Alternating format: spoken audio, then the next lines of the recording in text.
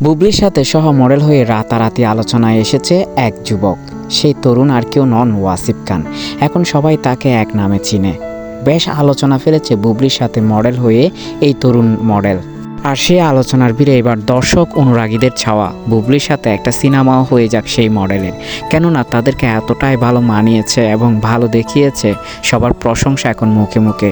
আর সেই bridal look আর photoshoot এবং video এখন সামাজিক যোগাযোগ মাধ্যম জুড়েই হইচই ফেলে দিয়েছে।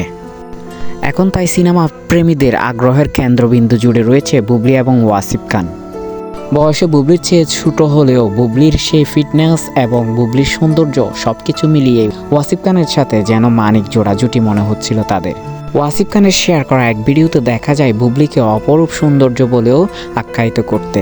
ওয়াও, কি সুন্দর বলে সেই কমেন্ট এখন ভাইরাল নেট জুড়েই।